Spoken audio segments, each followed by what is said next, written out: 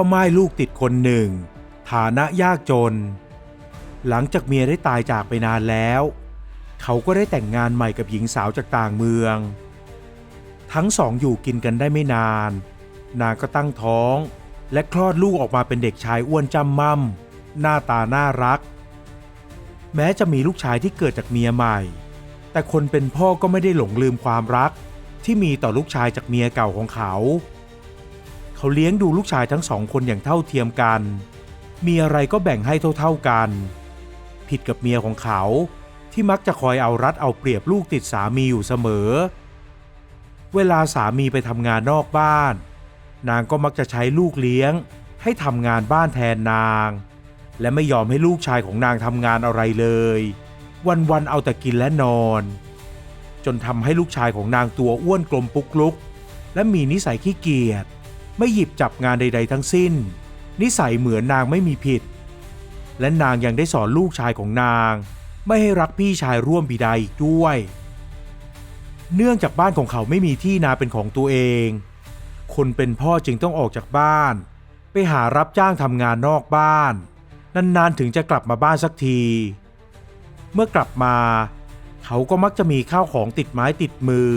มาฝากลูกชายทั้งสองอยู่เสมอส่วนลูกชายคนโตนั้นรู้ดีว่าพ่อต้องลำบากแม้แม่เลี้ยงจะเอาเปรียบเขาทุกครั้งสั่งให้เขาทำงานบ้าน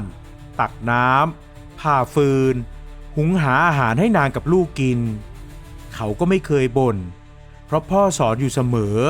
ว่าให้เคารพแม่เลี้ยงและให้รักน้องชายเขาจึงทำงานทุกอย่างด้วยความเต็มใจไม่เคยบ่นจวบจนกระทั่งเขาเริ่มโตขึ้นเป็นหนุ่มผู้เป็นพ่อที่ตรากตรำทำงานหนักร่างกายก็เริ่มทรุดโทรมลงจนกระทั่งป่วยไข้ต้องนอนพักรักษาตัวอยู่ที่บ้านแม่เลี้ยงจึงออกความคิดว่าให้ลูกชายคนโตออกจากบ้านไปหางานรับจ้างทำเพื่อหาเงินมาเลี้ยงดูทุกคนในบ้านลูกชายคนโตเห็นว่าพ่อแก่และเจ็บป่วยเขาจึงยอมทำตามคำสั่งแม่เลี้ยงชายหนุ่มจัดแจงห่อข้าวปลาอาหารเท่าที่พอมีและเสื้อผ้าอีกชุดหนึ่งใส่ย่ามแล้วเดินออกจากบ้านไปส่วนแม่เลี้ยงกับลูกชายคนเล็กก็อยู่บ้านสบายๆเหมือนเดิมเพราะนางได้แอบเก็บเงินบางส่วนของสามีเอาไว้ดังนั้นถึงแม้สามีจะไม่ได้ทำงานนางก็ยังมีเงินออกไปซื้อหาอาหารเอามาทำกินเพียงแต่นางขี้เกียจเกินกว่าจะมาดูแลปรนนิบัติคนเจ็บไข้ได้ป่วยอย่างสามีนางทำแค่หุงข้าวทำกับข้าวแล้วก็เอามาวางไว้ข้างเตียงสามีจากนั้นก็ออกจากบ้านไปยังบ้านเพื่อนเพื่อไปพูดคุยและนินทาคนนั้นคนนี้เป็นที่สนุกปากของนางอยู่ทุกวันแต่ก่อนไปก็ยังสั่งลูกชายตัวอ้วนของนางเอาไว้ว่าให้คอยฟังเสียงพ่อด้วยว่าต้องการอะไรหรือไม่หากพ่อเรียกใช้ก็ให้จัดหาข้าวของให้พ่อทว่าเมื่อแม่เป็นแบบนั้นลูกชายก็ไม่ต่างกันเมื่อแม่ออกจากบ้านไปได้ครู่หนึ่งลูกชายคนเล็กก็รออยู่ในบ้านสักพักจากนั้นก็ออกจากบ้านไป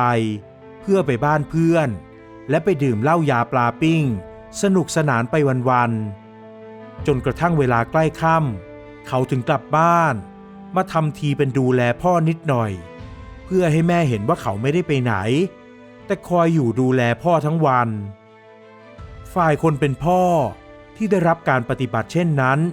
จากภรรยาและลูกชายคนเล็กก็รู้สึกเสียใจมากและคิดถึงลูกชายคนโตจับใจแต่ก็ทำอะไรไม่ได้เพราะตัวเองยังป่วยอยู่จึงได้แต่บอกตัวเองให้อดทนและพยายามรักษาร่างกายให้กลับมาแข็งแรงไวๆฝ่ายลูกชายคนโตพอออกจากบ้านก็เดินทางไปเรื่อยๆเพื่อไปยังเมืองใหญ่แห่งหนึ่งหวังจะไปขอรับจ้างทำงานเพื่อจะได้เก็บเงินและซื้อยากลับมารักษาพ่อแต่ยังไม่ทันจะถึงเมืองระหว่างทางเขาก็เจอเกวียนเล่มหนึ่งติดลมอยู่ข้างๆเกวียนเล่มนั้นเป็นชายแก่ที่พยายามดันล้อเกวียนให้พ้นขึ้นจากลมแม้วัว2 ตัวจะพยายามดึงเต็มที่แต่ล้อเกวียนก็ยังไม่หลุดออกจากลมในขณะที่ดวงอาทิตย์ก็เริ่มอ่อนแสงลงพอชายหนุ่มเห็นอย่างนั้นเขาก็รีบเข้าไปอาสาช่วยเหลือท่านลุง ให้ข้าช่วยเถอะนะลุงขยับไปเถอะชายหนุ่มมีรูปร่างสูงใหญ่กำยำล่ำสันเมื่อเขาเข้าไปดันล้อเกวียนประกอบกับชายชราได้ส่งเสียงเร่งวัวให้ออกแรงดึงไม่นานนักเกวียนก็หลุดขึ้นจากหล่มจนได้ขอบใจมากนะพ่อหนุ่มถ้าไม่ได้พ่อช่วยข้าก็คงจะติดหล่มอยู่ตรงนี้และไม่พ้นต้องนอนค้างอ้างแรมอยู่กลางทางเสียเป็นแน่ชายชราเอ่ยขอบใจชายหนุ่มไม่เป็นไรหรอกท่านลุงข้าเห็นลุงแล้วก็นึกถึงพ่อตัวเองหากพ่อต้องมาเจอปัญหาแบบนี้ข้าก็คงไม่อาจยืนเฉยได้ดอกแล้วเจ้ากำลังจะไปไหนหรือพ่อหนุ่มข้าว่าจะเดินทางเข้าเมืองไปหางานทำนะจ๊ะพ่อของข้าแก่มากและกำลังเจ็บป่วยข้าจะไปหารับจ้างทำงานเอาเงินมาซื้อยาให้พ่อจ้ะถ้าอย่างนั้นก็ดีเลยข้าก็จะเข้าไปในเมืองเหมือนกันเจ้าขึ้นเกวียนมากับข้าเถอะจะได้ไม่ต้องเดินให้เหนื่อยชายชราเอ่ยชวนชายหนุ่มจึงยกมือไหว้ขอบคุณชายชราแล้วก็ขึ้นเกวียนไปด้วยวัวลากเกวียนไปเรื่อยๆผ่านป่าละเมาะแห่งนั้นไปอย่างปลอดภัยโดยที่ชายชราและชายหนุ่มไม่รู้เลยว่าข้างหลังพุ่มไม้หนานั้นมีโจร3 คนแอบมองดูอยู่พวกโจรต่างบ่นอย่างหัวเสียที่ชายชรารอดพ้นจากหลุมที่พวกเขาขุดไปได้ไม่อย่างนั้นพวกเขาก็คงได้ปล้นเอาทรัพย์สินของชายชรามาแล้วเหล่าโจรจึงได้แต่มองตามเกวียนไปอย่างเสียดายและเจ็บใจเมื่อเกวียนมาถึงในเมืองชายชราก็บังคับเกวียนไปที่บ้านหลังหนึ่งซึ่งเป็นร้านขายยาสมุนไพรชายหนุ่มถึงได้รู้ว่าชายชราที่เขาช่วยมานี้เป็นถึงหมอสมุนไพรประจำเมืองข้ากำลังต้องการคนช่วยงานพอดีเจ้าจงมาช่วยงานที่ร้านข้าเถอะนะพ่อหนุ่มแล้วข้าจะจ่ายค่าแรงให้เจ้าอย่างดีรวมถึงจะจ่ายยาให้ไปรักษาพ่อของเจ้าด้วยชายชราอย่างนั้นชายหนุ่มก็รีบยกมือไหว้ปลกเป็นการขอบคุณมากจากท่านลุงนับจากวันนั้นชายหนุ่มก็อยู่เป็นคนงานในร้านสมุนไพรแห่งนั้นเขาช่วยงานทุกอย่างที่หมอสมุนไพรชราคนนี้สั่ง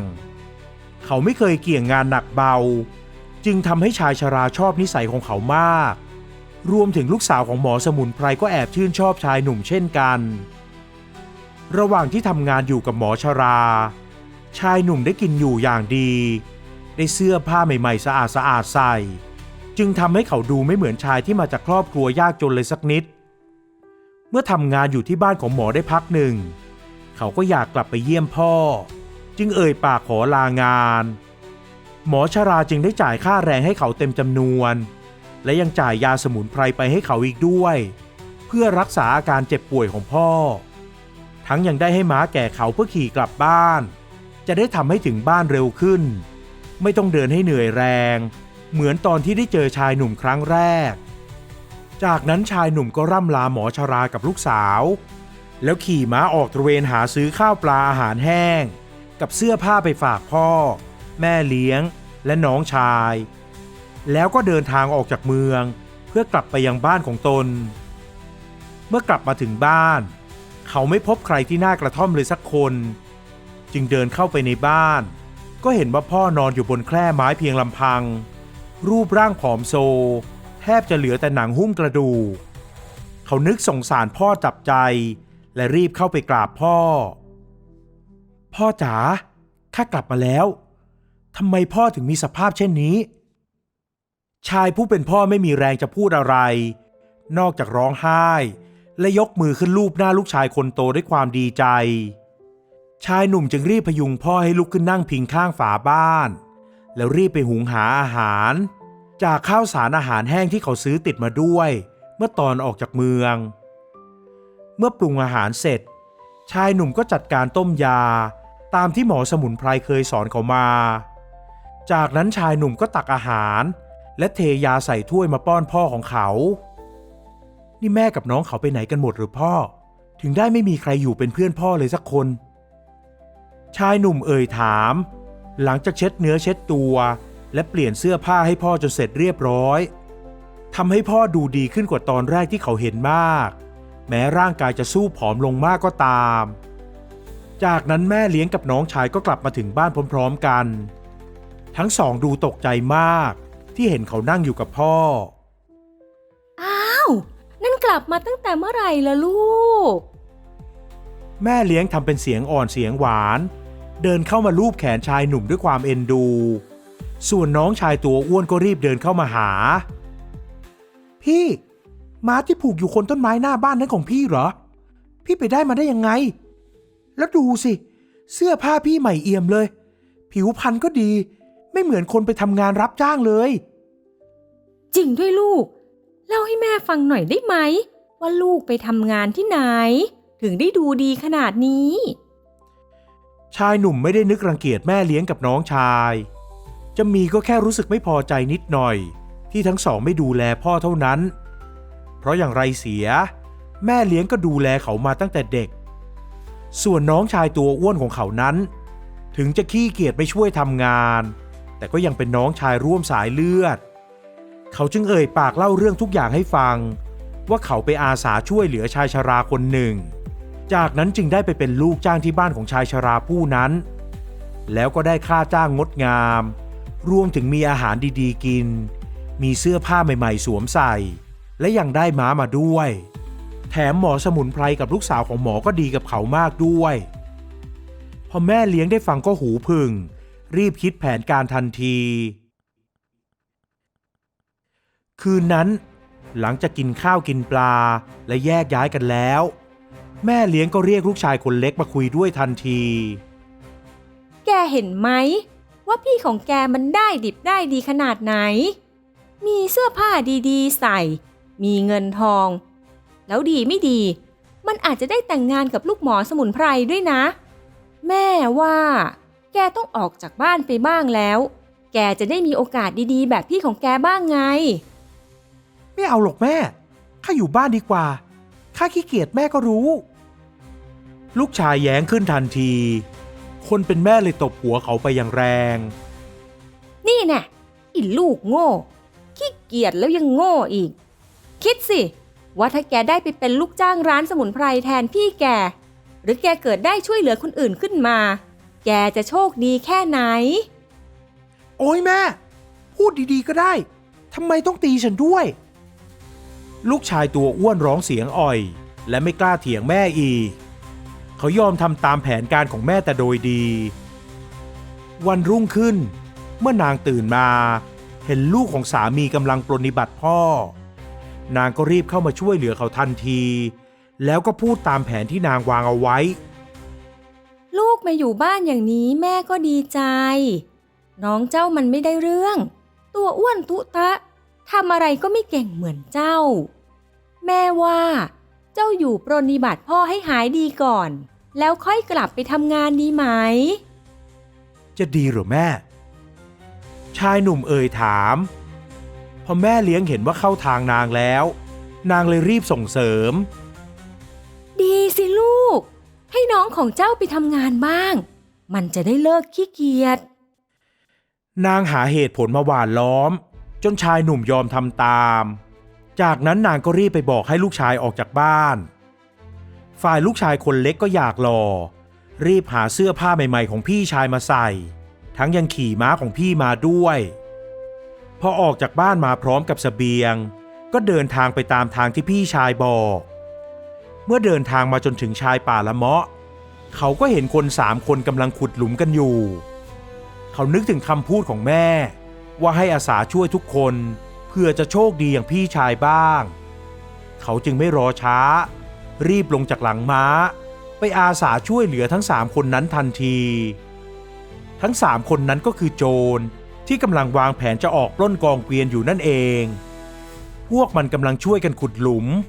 ทว่ายังไม่มีเกวียนของพ่อค้าคนใดผ่านมาเลยสักคนพอเห็นชายหนุ่มรูปร่างอ้วนท้วนใส่เสื้อผ้าใหม่และมีม้าตัวงามพ่วงพีมันก็นึกว่าเขาเป็นลูกคนรวยจึงหันมามองหน้ากันแล้วล่อหลอกชายหนุ่มเอาไปเป็นตัวประกันทันทีพวกมันมัดชายหนุ่มเอาผ้าปิดตาแล้วจูงม้ากับลากตัวชายหนุ่มไปยังที่หลบซ่อนของพวกมันชายหนุ่มตัวอ้วนพยายามอ้อนวอนบอกว่าเขาไม่ได้เป็นลูกคนรวย แต่พวกโจรก็ไม่เชื่อพากันเคี่ยนตีให้เขาเลิกโกหกเขาได้แต่ร้องโอดโอยด้วยความเจ็บปวดโอ้ยอย่าตีข้าเลยข้าไม่ใช่ลูกคนรวยที่ไหนดอกเชื่อข้าเถอะแต่พวกโจรก็ไม่เชื่อและยังจับเขามัดอยู่อย่างนั้นหลังจากนั้นพวกโจรต่างลอบไปปิดประกาศว่ามีคนโดนจับเป็นตัวประกันพร้อมทั้งบอกลักษณะว่ารูปร่างหน้าตาเป็นอย่างไรใครเป็นญาติก็ขอให้นำเงินไปไถ่ตัวเสียโดยนัดจุดจ่ายเงินค่าไถ่เป็นดิบดีทว่าจนแล้วจนรอดก็ยังไม่มีใครมาไถ่ตัวชายหนุ่มระหว่างนั้นพวกโจรก็บังคับให้เขาทำงานหุงหาอาหารตักน้ำตักท่าให้พวกโจรใช้จากที่ไม่เคยทำงานหนักก็ต้องทำทุกอย่าง